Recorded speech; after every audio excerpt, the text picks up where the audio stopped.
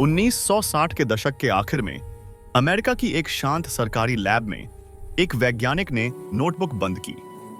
उसके मन में सिर्फ एक सवाल गूंज रहा था, अगर यह काम सफल हुआ तो क्या दुनिया कभी जानेगी? उस कमरे में न कैमरे थे, न तालियां, और न ही किसी को अंदाजा था।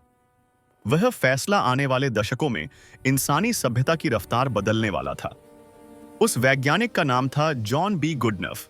वह सुर्खियों में नहीं, बल्कि सीमित संसाधनों वाली अकादमिक दुनिया में काम कर रहे थे। बाहर की दुनिया को बैटरी एक उबाऊ चीज लगती थी, बस ऊर्जा जमा करने का साधन। लेकिन उस कमरे में गुडनफ को साफ दिख रहा था, भविष्य किस ओर जा रहा है। अगर ऊर्जा हल्की, ज्यादा शक्तिशाली और स्थिर हो जाए तो इंसान मशीनों पर निर्भर हो जाएगा, और यह निर्भरता दुनिया की दिशा हमेशा के लिए बदल सकती थी। उस वक्त एक बड़ी समस्या सामने थी। ऑयल क्राइसिस ने पूरी दुनिया को हिला दिया था।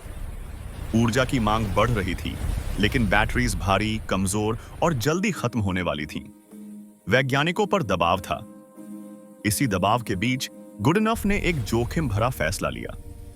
उन्होंने कैथोड के लिए लिथियम कोबाल्ट ऑक्साइड चुना, जिस पर कोई भरोसा नहीं करता था। लिथियम अस्थिर माना जाता था, आग का खतरा था और असफलता लगभग तय थी। लेकिन गुडनफ का दिमाग अलग गणित चला रहा था। उन्हें लगा, सही रास्ता मिलने पर यही अस्थिरता असाधारण एनर्जी डेंसिटी बन सकती है। पहला प्रयोग सफल हुआ, दूसरा भी चला, तीसरे पर लैब में सन्नाटा छा गया। वोल्टेज उम्मीद से कहीं ज्यादा था, और यह कोई मामूली सुधार नहीं था। कमरे में खड़े लोग समझ गए, कुछ बहुत असामान्य हो रहा है। लेकिन साथ ही डर भी था। टेक्नोलॉजी समय से बहुत आगे निकल चुकी थी, इंडस्ट्री तैयार नहीं थी, और सबसे बड़ी चिंता थी पैसा और पैटेंट का खेल। कुछ ही सालों में यह रिसर्च दुनिया भर में फैलने लगी। जापान की कंपनियां, यूरोप की टीम्स और अमेरिकन इंडस्ट्री दौड़ में शामिल हो गई। लेकिन जैसे जैसे टेक्नोलॉजी फैक्ट्री तक पहुंची, गुडनफ का नाम पीछे छूटता गया। 1990 के दशक में पहली कमर्शियल लिथियम आयन बैटरीज बाजार में आईं।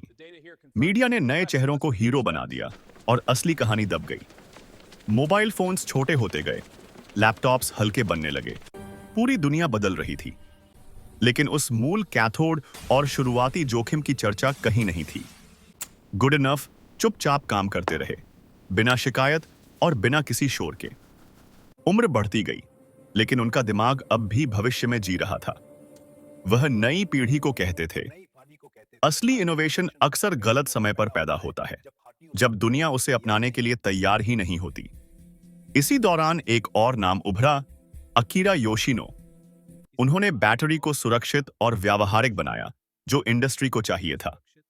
इतिहास अक्सर उसी को याद रखता है जो टेक्नोलॉजी को बाजार तक लाता है, न कि उसे जन्म देने वाले उस शांत वैज्ञानिक को। सालों तक गुडनफ की खोज हर स्मार्टफोन और हर लैपटॉप में धड़कती रही। बाद में वही खोज इलेक्ट्रिक कार्स की रीढ़ बनी, लेकिन उनके नाम के बिना। फिर कहानी में एक मोड़ आया। 2010 के बाद क्लाइमेट चेंज और इलेक्ट्रिक व्हीकल्स पर दुनिया की नजर गई। तब वैज्ञानिकों ने पीछे मुड़कर देखा और असली नींव को पहचाना। समझ आया, बिना उस खोज के ग्रीन टेक्नोलॉजी सिर्फ एक सपना होती। 2019 में नोबेल कमेटी ने बैटरी टेक्नोलॉजी को सम्मानित किया। 94 साल की उम्र में दुनिया ने आखिरकार उस बुजुर्ग वैज्ञानिक को देखा। मंच पर खड़े गुडनफ ने जीत का कोई भाषण नहीं दिया। उन्होंने बस कहा, साइंस व्यक्तिगत महिमा के लिए नहीं, भविष्य के लिए होती है। लेकिन कहानी यहां खत्म नहीं होती। आज जब हम फोन चार्ज करते हैं और कार प्लग इन करते हैं, तो कितनी ऐसी खोजें होंगी जो अब भी किसी लैब के कोने में पड़ी हैं, सिर्फ इसलिए क्योंकि उनका समय अभी नहीं आया। और अगर कल की दुनिया किसी अनजान इंसान के फैसले पर टिकी हो, तो क्या हम सच में जानते हैं आज हम किन लोगों को नजरअंदाज कर रहे हैं?